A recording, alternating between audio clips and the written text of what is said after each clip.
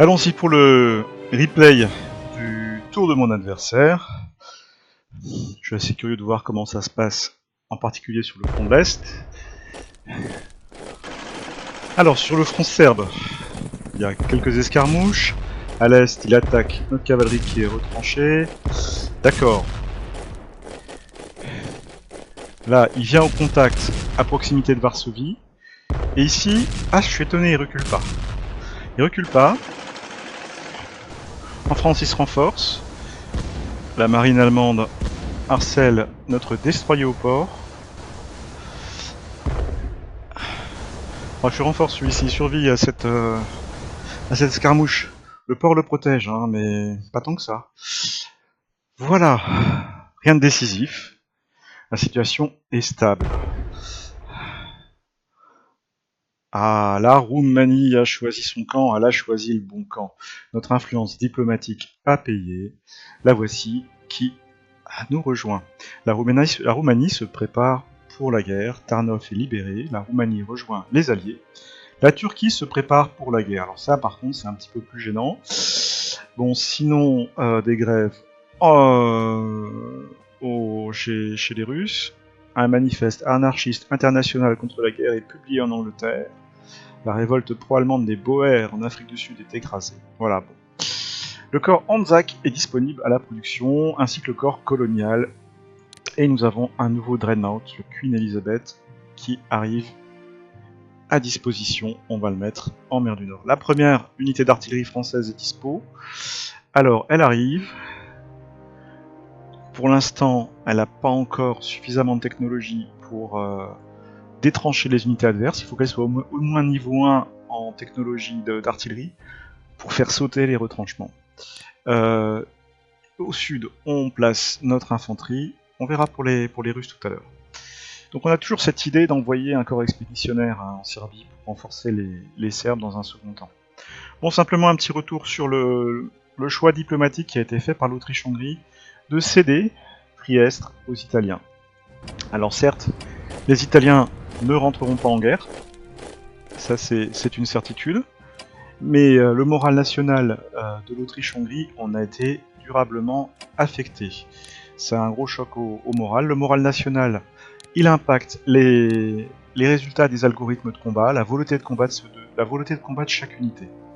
Là, par exemple, je sélectionne cette unité austro-hongroise, on voit qu'elle a une préparation de 49%, un moral de 37%, déjà usé par les combats, mais c'est certainement aussi impacté par le moral national lorsqu'il y aura un algorithme de combat qui va se mettre en place. On voit ici là-haut que le moral national austro-hongrois est à 40%. Donc ce choix d'abandonner cette région à l'Italie va coûter cher en volonté de combattre pour les troupes austro-hongroises. En parallèle, la Roumanie nous rejoint, donc c'est le bon moment, pile au bon moment pour accentuer la pression sur l'Autriche-Hongrie. Donc on va continuer à pousser de ce côté-là. Pour le reste, l'Ottoman, lui, va bientôt entrer en guerre, donc les forces britanniques qui sont ici situées en Égypte et probablement la petite zone ici au Koweït risquent d'être sous pression assez rapidement, ainsi que le Caucase. On verra comment on organise les Russes pour ce faire. Voilà, partout ailleurs, c'est février 1915, la neige. Donc c'est pas le meilleur moment pour lancer des grandes offensives, c'est le bon moment pour panser ses plaies et pour renforcer ses unités. On va commencer tout d'abord par nos destroyers qui font une patrouille très au nord sur cette ligne de communication au cas où des sous-marins germaniques devaient se pointer. Là, on continue cette zone de blocus. On va même y mettre... Alors, on va faire un glissement. On va fonctionner comme ça. Pour aller couvrir un petit peu plus vers l'ouest. Je vais y mettre ici... Là, j'y ai mis ici un porte-aéronef, un porte-hydravion. Et là, je vais y mettre un destroyer. En sachant que je renforce également ce destroyer-là. Ok. On a un petit peu de marine en réserve. On va commencer par jouer et gérer la marine. Ici, comment ça se passe? Bon, c'est pas trop mal. La marine austro-hongroise vient plus nous embêter. J'ai envie de dire qu'on peut renforcer un petit peu cette unité navale. Alors la marine, par contre, turque, est susceptible de venir nous ennuyer. Dans cette perspective, les dreadnoughts que j'avais prépositionnés vont aller aux alentours de la Grèce.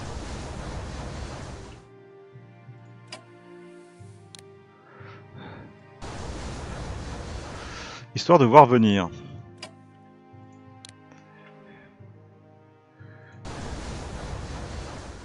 Voilà. Ce navire-là va être renforcé également. Progressivement. On a besoin de points ailleurs aussi. Même si on en a beaucoup. Donc on va devoir faire sans l'italien. Est-ce que j'envoie déjà un premier corps français? Peut-être pas tout de suite.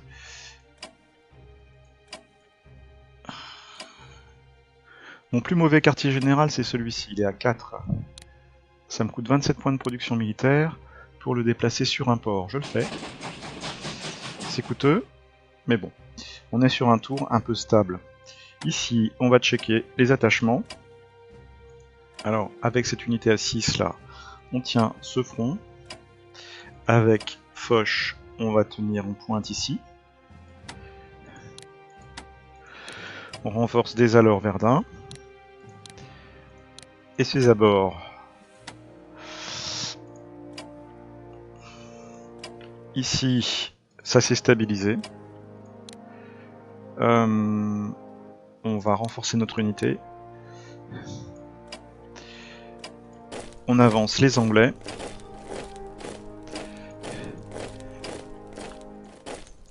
Qui viennent remplacer les Français ici au nord. Et là, on peut plus prendre l'offensive. Je pense que la guerre de tranchées s'est également développée chez les Allemands. On va retrancher en deuxième ligne ces unités britanniques.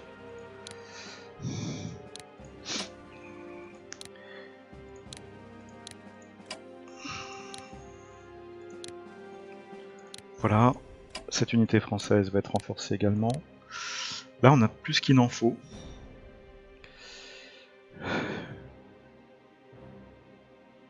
Alors, là, il y a une sauvegarde automatique, voilà. On va envoyer cette unité aussi plein sud. Il n'y a pas d'urgence.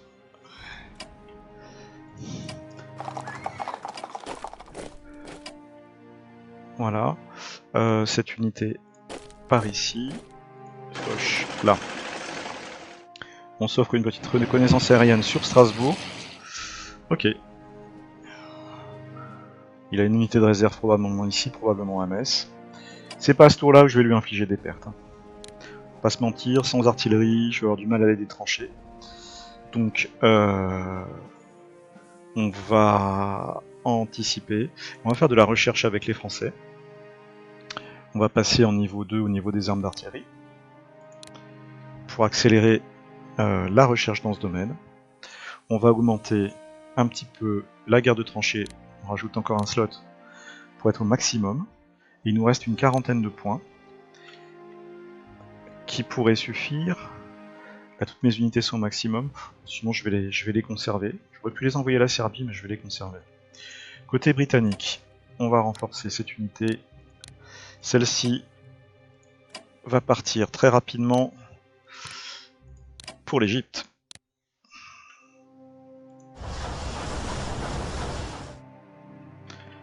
C'est là-bas où nous pourrions être en difficulté si l'Ottoman se manifeste. Alors ça sera l'Égypte ou le Koweït, je sais pas encore.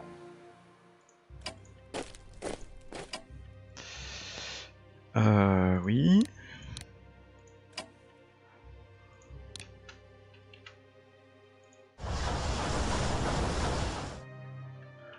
Et on va envoyer ce croiseur léger également pour faire bonne mesure.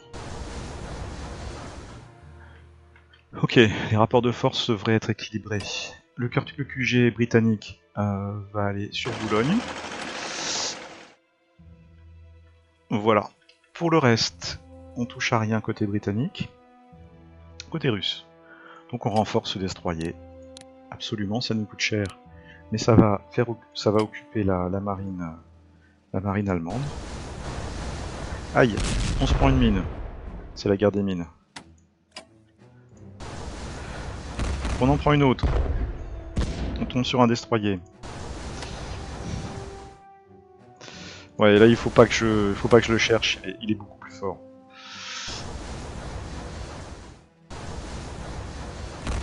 On va quand même rendre quelques coups.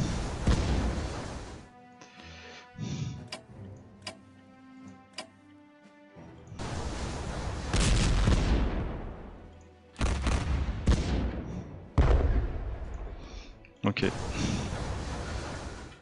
C'est pas la peine de le chercher plus avant, ça donnera rien. Au contraire, c'est tourné en ma défaveur au niveau naval. La Baltique est perdue. Par contre, ici, on a des options. On a des options, même si la saison n'est pas bonne. On peut tenter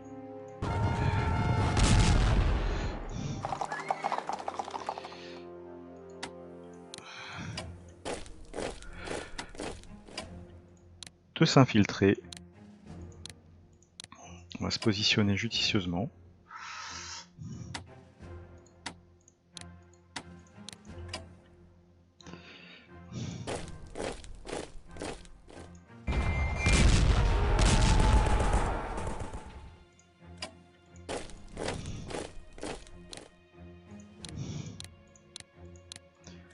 Là, c'est de l'intrication.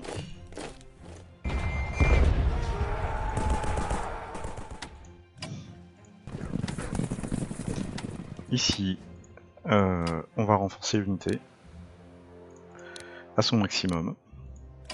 Également. Là, il y a véritablement urgence. On attaque. On détache. On attache. Ce petit détachement va monter.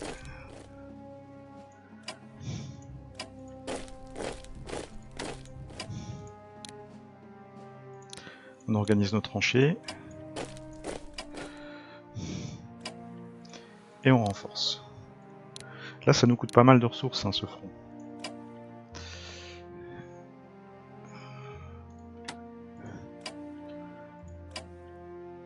Globalement, on va encore dépenser 5 ppm pour les placer ici. Je serai capable de débarquer. Bon. Pour le reste, ici, QG à 5. On va détacher cette unité là. Non, on va garder attachée celle-ci. Et ici, c'est la même logique. On est dans une logique d'intrication.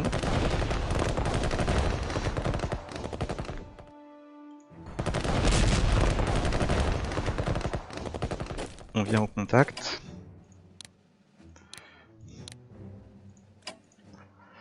On renforce.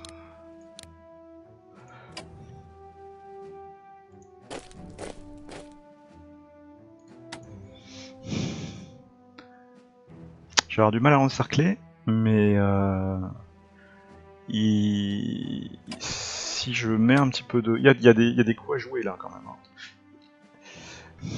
Partout ailleurs. Faut qu'on optimise ça. Donc lui, ok, il est retranché. Lui, il l'est également. Lui aussi. Lui aussi. Surtout pas bouger. On se retranche avec ce petit corps. Celui-ci va avoir des renforts. Là, il est possible qu'il y ait une poussée adverse.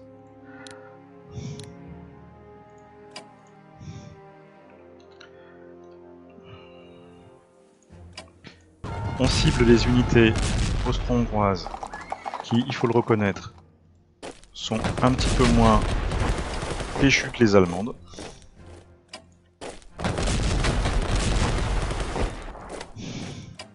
La météo nous avantage pas, mais elle l'avantagera pas non plus. Là, il faut se renforcer. Ici, qu'est-ce que ça donne? Petite reconnaissance aérienne. Ok, 2 QG.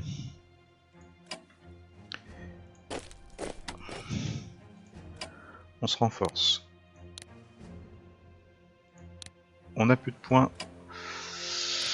Donc, on joue prudemment. Au niveau des points de production militaire, on est au taquet.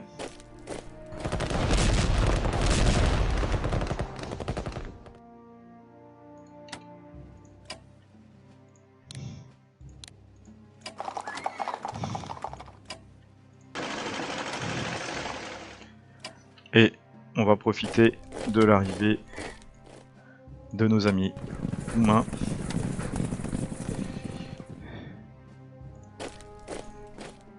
Qui sont, il faut le reconnaître, assez nombreux. Avec un jugé de qualité 5.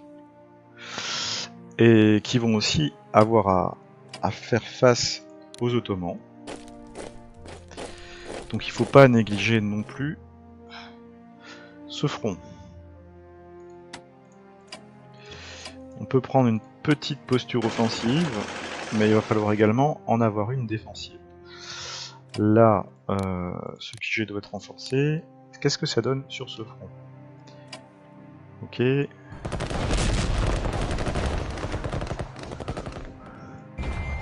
On a une petite possibilité quand même.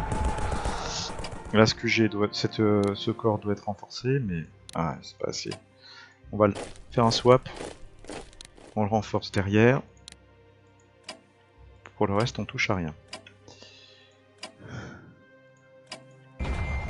Voilà, c'est quelques pertes gratuites.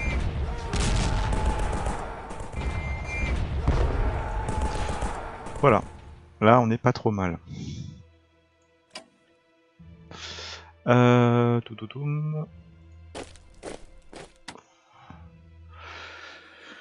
On a joué le front ouest, on a joué le front ouest, on a joué la marine. Envoyer plus de points de production militaire aux Russes pour être intéressant. On va déployer ces quelques unités. Alors, les Russes bénéficient de bombardiers lourds. Je vais surtout m'en servir comme unité de reconnaissance aérienne, puisque j'ai pas pour l'instant priorisé la recherche dans ce domaine. Ils vont également bénéficier d'artillerie. Alors c'est peut-être ici où on va en avoir besoin. Voilà. Allons-y pour recherche, production, diplomatie. Diplomatie, pour l'instant, on n'en fait plus. On a gagné la Roumanie, ça suffit. Les États-Unis ne sont pas dans la guerre. Les Russes n'ont plus de points. Les Serbes non plus. Les Italiens ne sont pas dans la guerre. Les Français, il leur reste 40 ppm, je les garde. Et nous avons 100 ppm avec les Britanniques. Alors, ça pourrait être intéressant avec eux d'augmenter le niveau en... J'hésite à commencer à travailler sur la guerre aérienne. Ça va me coûter cher. On va plutôt focaliser...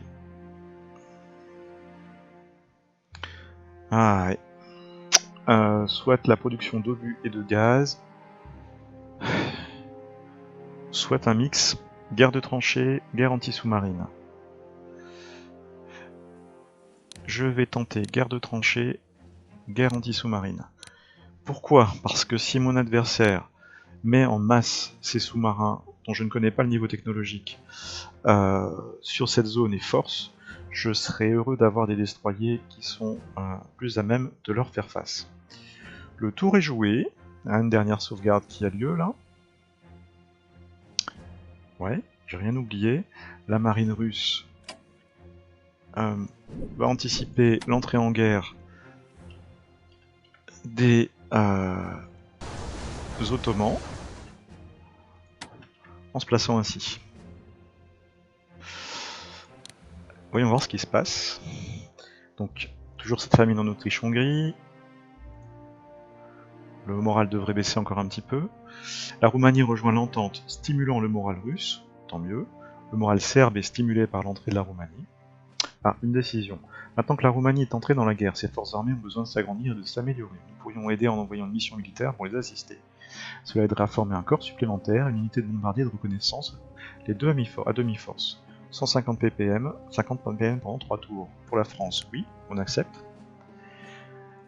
Ok, un nouveau navire arrive au Royaume-Uni. Un corps se déploie au Koweït. Les forces armées roumaines sont renforcées par les Français. Les forces russes se mobilisent dans le Caucase. Voilà. Alors, c'est pas des forces très importantes. L'armée ottomane se mobilise pour la guerre. Et elle se focalise sur le Moyen-Orient. La Turquie rejoint les puissances centrales. L'Empire ottoman est maintenant en guerre avec l'Entente. Les Britanniques renforcent leur présence en Égypte. Les troupes indiennes s'emparent de Basra. La Russie fait un blocus sur le transport hors de zone du lac. Donc voilà, les Turcs. Un S5 Kriga géant fait des ravages autour de Jérusalem. Des déserteurs de l'armée ottomane attaquent des avant-postes ottomans en Mésopotamie. Les forces indiennes subissent un revers ici au Koweït. Une épidémie de typhus éclate dans le Caucase, plutôt sur les forces ottomanes. Ailleurs, les mers déchaînées fatiguent nos navires. Les messages relatifs au blocus. Le commerce russe ne peut plus passer par les Dardanelles. D'accord. Le Premier ministre Karl von Sturck dévoile le guerrier en fer à Vienne. D'accord. Sheikhul Islam programme un djihad contre l'Entente. Sympa. Le ministre ottoman des Finances Khalid Bey démissionne pour protester contre la guerre. Il a bien raison. Khedive Abbas II d'Égypte promet d'aider à chasser les Britanniques d'Égypte. Pas gentil. Les Britanniques déposent le Khedive et nomment Hussein Kamel comme sultan d'Égypte. Très bien. Le moral austro-hongrois chute sous 50%. Les scientifiques font des progrès dans la guerre de tranchées pour les Britanniques, pour la technologie de développement, les armes d'artillerie un petit peu pour la France, la Serbie développe guerre de tranchées niveau 1. Et voilà, le tour est joué. C'est parti pour la rediffusion du tour. Voyons voir ce qui se passe. Ah, les Ottomans avancent face aux Russes. La marine germanique continue son offensive et coule un destroyer russe. Sur le front, à hauteur de Varsovie, ça bouge un peu. Il y a des mines un peu partout là. Bah, ils sont beaucoup plus nombreux. Hein. La Kriegsmarine va complètement submerger la marine russe. On va essayer de les sauver. Là, ils continuent à infiltrer des sous-marins. On est susceptible de perdre un corps. Aïe aïe aïe. Ici. Ça te cogne fort à l'est. Il va falloir peut-être qu'on produise à nouveau des unités pour compenser les pertes. Donc, Turku, port endommagé, un destroyer coulé, un corps détruit. Partout ailleurs, donc ils ont conquis la ville de Kars. Les soldats ottomans souffrent du typhus, un soulèvement arménien a lieu à Van. Les unités navales de l'entente au nord d'Écosse bloquent les importations. Ok. Alors, l'importance de Gallipoli. Winston Churchill, premier lord de l'amirauté, affirme que si nous prenions Gallipoli, cela porterait un coup très dommageable au moral ottoman. Ça pourrait être un succès qui pourrait mener les puissances neutres dans la région à entrer en guerre dans notre camp. Pour réussir, il serait recommandé de prendre en premier Sedalbar, puis d'avancer sur Gallipoli. Ok, après c'est vrai que ça ouvrirait la porte vers Constantinople. Maintenant que l'Empire ottoman rejoint les empires centraux, notre position en Égypte pourrait être menacée. Le meilleur moyen de renforcer notre position serait d'envoyer le général Sir Ian Hamilton commander en Égypte. Ça va nous coûter 150 ppm à raison de 50 par tour. Oui, on va accepter cette option. On a besoin d'un quartier général là-bas.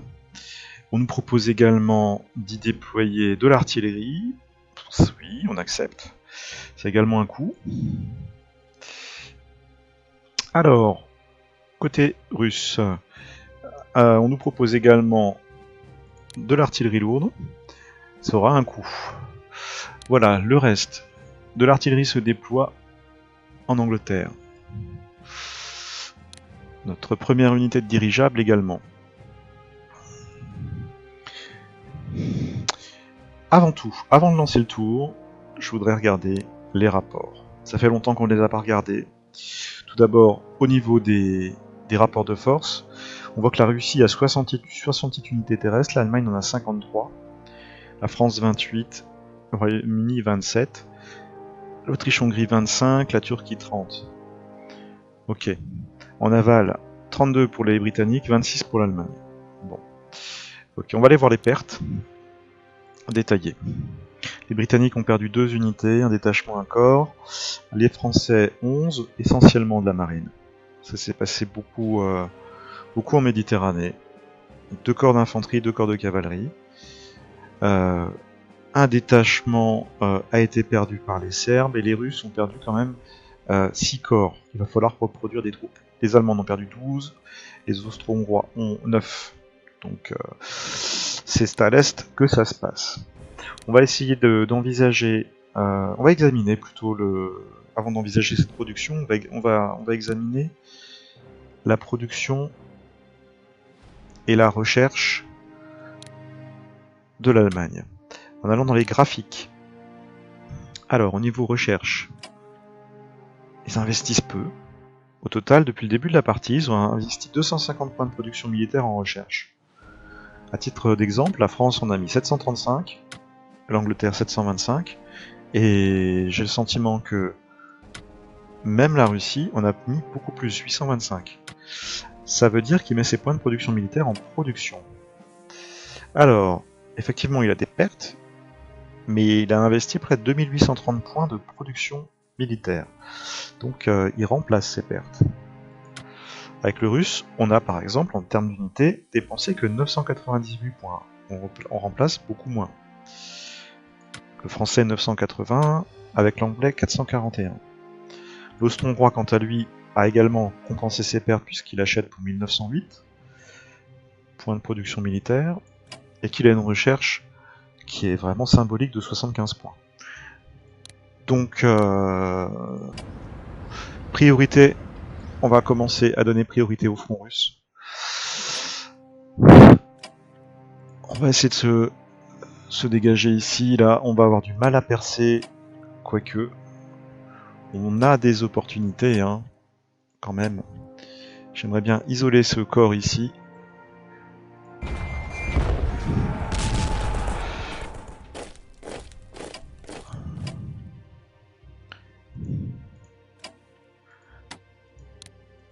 C'est un détachement. On va bouger.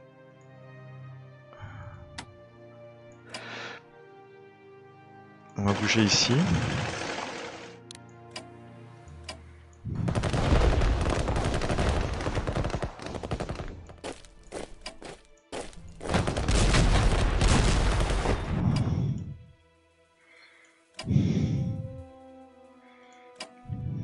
On a quand même l'opportunité de faire des pertes importantes. On va lui faire défoncer ses points.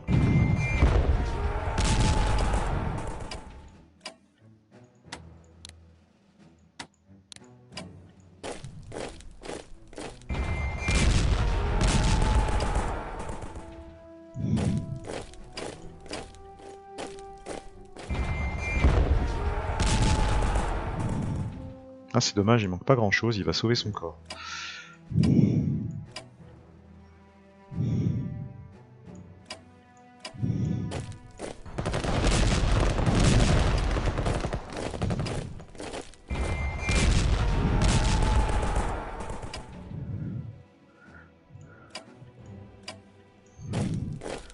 On fonce.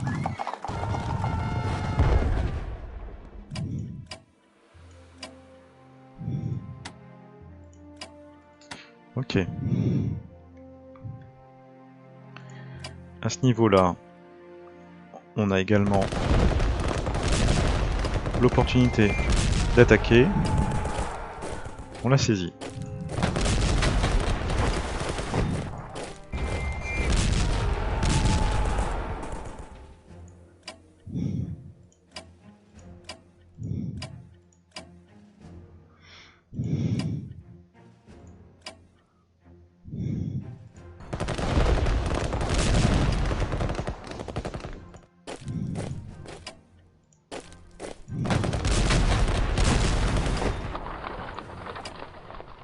On y va également pour l'attaque à outrance.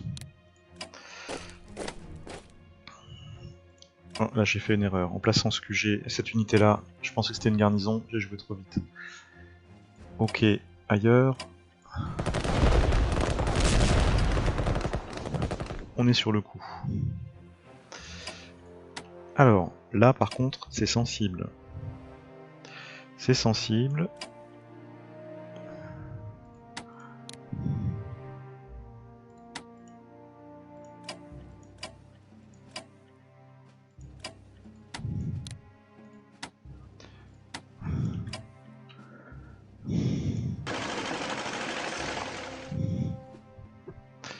C'est sensible parce qu'il y a une pression importante là. Il a des angles pour s'approcher de Varsovie. Je voudrais éviter.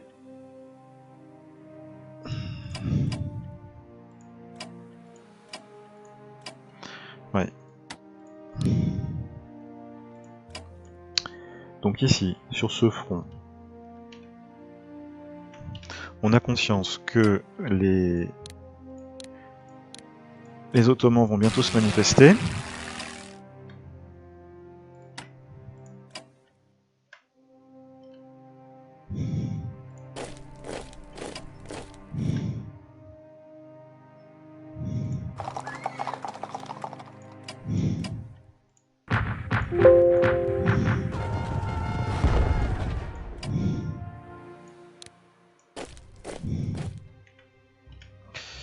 En Serbie.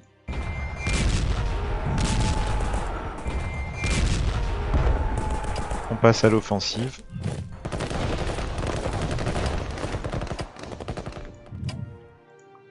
Tout en renforçant les unités qui peuvent l'être. Alors ici, là, on touche à rien. C'est correct. Là, c'est calme. Nos dreadnoughts sont en place. On va renforcer un petit peu ce croiseur léger. Et ici, il convient de prendre une position défensive.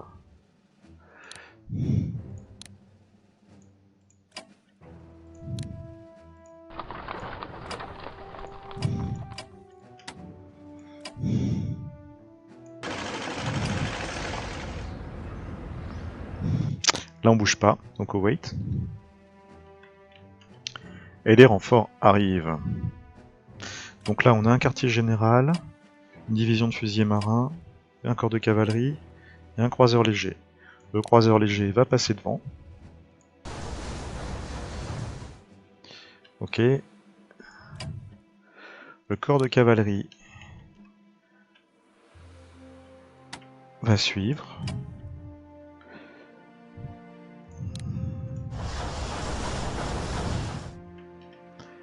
Puis les fusiliers marins.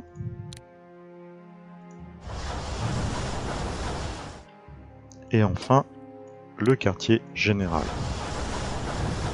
Donc on a une force expéditionnaire qu'on va soit utiliser en Égypte.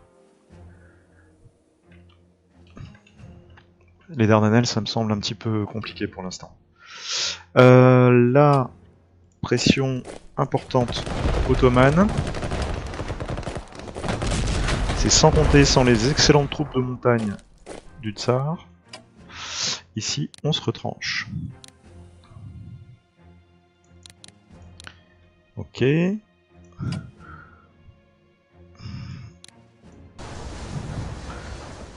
On utilise notre petite marine pour faire peser une pression sur les ongles du lac.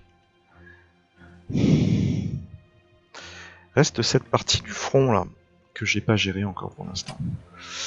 Alors avant tout, avec les Russes, on s'est rendu compte qu'on allait avoir besoin de masse. Donc on va immédiatement reconstruire un corps. Puisque en production on a en attente de la marine, mais on va avoir besoin de forces terrestres. Étant donné que les Allemands arrivent très très fort à l'est.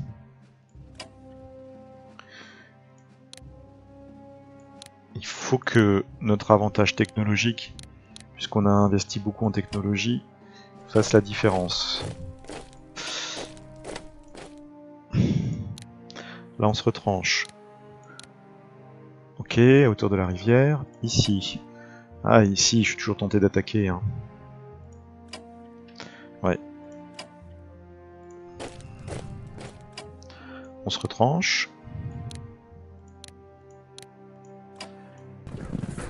idem.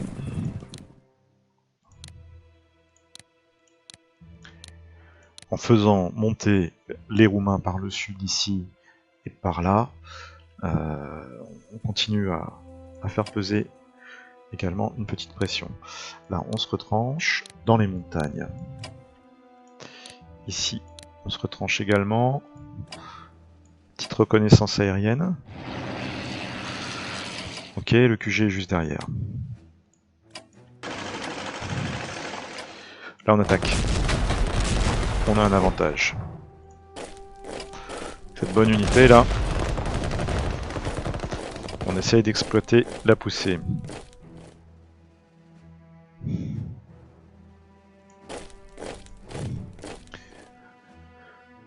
Objectif, Budapest.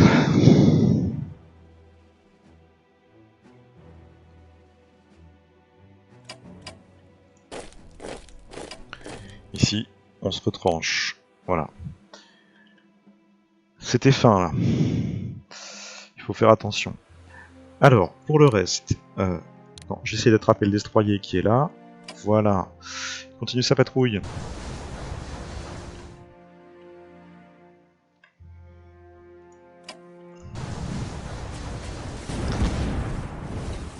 On attaque les sous-marins allemands qui s'infiltrent.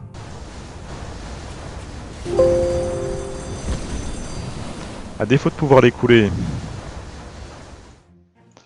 on essaye de les piéger.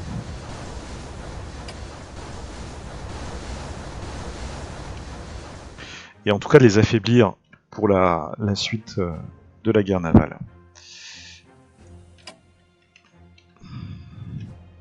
Là, on va redescendre sur Dour ce Dreadnought et on va voir côté français. Alors, ici, je pense que si on sacrifie, on peut avancer. Alors, on va pas faire une opération générale nivelle, hein, mais on va essayer de détruire au moins un corps allemand par tour. Attaque générale. Ici.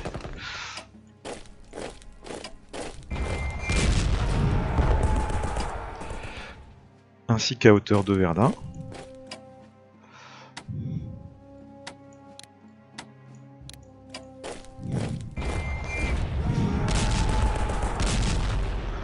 Ce qui devrait nous permettre de gagner un petit peu de terrain si on est... Ah, il n'est pas attaché. Je vais l'attacher avec un autre QG. On va détacher cette unité, attacher celle-ci. On va détacher l'artillerie, attacher celle-là. L'idée, en effet, c'est d'avancer.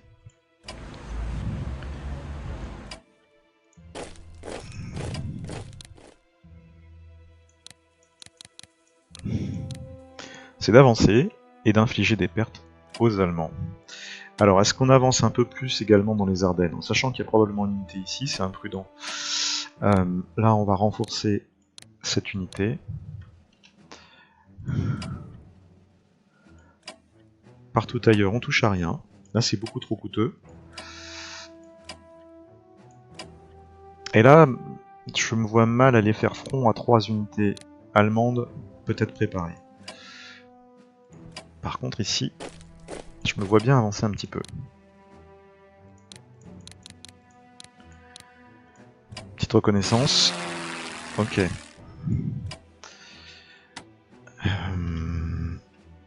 Donc là, on a éventuellement un corps d'expéditionnaire. C'est déjà un début. 2 corps et un quartier général à 4. On va aller voir la recherche pour voir ce que ça donne côté français. Donc on travaille sur les armes d'infanterie, les armes d'artillerie, on a mis le paquet, la guerre de tranchées est au maximum, l'industrie technologique débute. Il faudrait qu'on booste un petit peu cette partie-là. Plutôt que d'envoyer tout de suite, je vais et de me lancer dans la production d'infanterie. je voudrais voir à quel niveau je suis en industrie technologique. Niveau 2, je vais bientôt passer un niveau. Donc mes unités vont coûter un petit peu moins cher à la production. Mais je vais avoir besoin d'artillerie, surtout si j'envisage un corps expéditionnaire. Ça coûte 300 ppm. J'ai aussi besoin de reconstruire un corps. Donc coûte 135 ppm. On va continuer sur cette logique. On construit un corps d'infanterie, on fera l'artillerie plus tard. Et on va booster notre production technologique. Alors on a 175 points. Je vais mettre 75 points en production technologique et 100 points en command and control pour augmenter la valeur de nos QG. Voilà. Donc là, on avance prudemment, mais on avance. La technologie n'est pas sacrifiée. Pour les Britanniques, on va voir également. Donc là, on a l'opportunité d'envoyer encore des forces quelque part. S'il me reste 183 points. On va pas les laisser dormir en Angleterre, hein, ces forces. Elles vont partir également au front. Deux très belles unités là, en bon état. Alors, elle n'est pas sur le port. Elle partira au prochain tour. Il nous reste 150 points. On est parti. Soit pour de l'achat. On n'a pas d'unité à fabriquer pour l'instant. Peut-être du bombardier naval, on verra plus tard. Ou bien à nouveau de la recherche technologique. Alors les Anglais, eux, armes d'artillerie 1, ils sont un peu en retard sur les Français. Pour tout le reste, ça avance bien. Garantie sous-marine, priorité. Je vais travailler sur les armes d'infanterie. Voilà. Il nous restait les Russes. Il nous reste 129 points avec les Russes. On travaille sur l'artillerie. La guerre de tranchées, on pourrait augmenter encore d'un niveau. Hein.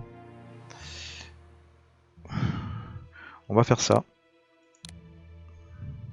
Il nous reste 54 points que je pense conserver pour l'instant. C'est pas utile de rajouter des points en logistique. On va les garder pour le prochain tour. Il faudra qu'au prochain tour, je focalise vraiment... j'augmente ma production sur d'unités militaires de corps russes. Donc je vais garder les points et je vais même aller sur les convois pour réduire le soutien. Ah bah le soutien russe à la Serbie il est à 0. Oui, la route a été coupée. D'accord. Donc tant mieux. Le soutien français à la Serbie est à 0. Le soutien britannique à la Russie est maximal. Le soutien américain, il nous envoie 10 ppm. On va les rendre aux USA, ces 10 ppm. Pour qu'ils puissent au fil des tours se faire un petit capital.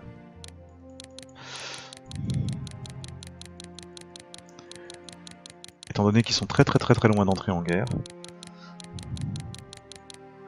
Voilà. Par contre, britannique, on continue le soutien. D'accord. Donc allons voir ce qu'on a avec les Américains. À mon avis, on n'a pas grand chose. Recherche USA. On a actuellement 31 points disponibles et on avance gentiment sur espionnage et renseignement. Ce qui est peu. Ok. Ici c'est géré. Ici c'est géré. Là aussi, les renforts arrivent. Alors, j'ai pas encore décidé hein, de la trajectoire finale que vont emprunter les forces britanniques.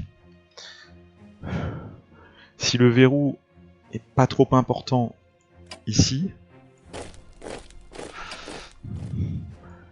ça peut être intéressant de mettre une grosse pression sur l'Ottoman. D'un autre côté, à mon tour, je peux défendre cette zone-là et envisager également des renforts pour la Serbie. On a quand même un corps qui arrive. On a un corps de cavalerie, une division de fusiliers marins, un quartier général, Et 2 corps d'infanterie, je crois, qui suivent. Ouais, un premier qui est d'âge près de la mer, et j'en ai encore un potentiel ici.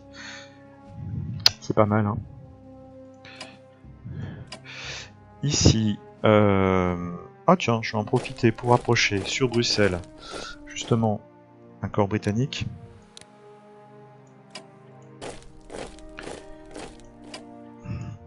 La Belgique tiendra. Faire une petite reconnaissance aérienne. Il a quand même des réserves, hein.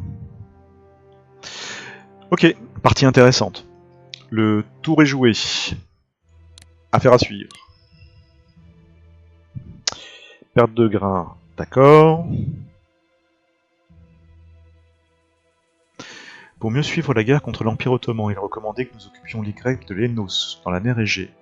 Ça nous accorderait une base très utile près des Dardanelles. Le coût du déploiement d'une unité de marine pour occuper l'île, ce qui serait alors disponible pour faire un débarquement dans les Dardanelles, serait de 100 ppl. 50 pendant 2 tours, oui. Oui. On y va. Ok, les Marines britanniques occupent Lemnos. L'artillerie russe se déploie dans le Caucase. La Russie fait le blocus sur le port de Zongulak, oui, tout à fait. Les messages habituels relatifs aux opérations navales. Pancho Villa est vaincu à la bataille de Celaya au Mexique. Ah, ça c'est bien. Le Royaume-Uni développe la production technologique niveau 1. Les troupes vont nous coûter moins cher. Bon, au prochain tour, on n'aura pas beaucoup de ppm, surtout avec les Anglais. 15, avec tout ce qu'on a dépensé là. 63 pour la Russie, 40 pour former une nouvelle armée, déploiement du général Milton. Artillerie en Égypte, pilleries de Basra, occuper Lemnos, on aura 15 points. La France, elle donne une aide militaire à la Roumanie de 50 points, on est à 300, c'est correct. L'Italie n'est pas dans la partie. Les Serbes et les mineurs, 55 points. Les Russes, 307. C'est le coup de l'Italie, du déploiement de l'artillerie dans le Caucase.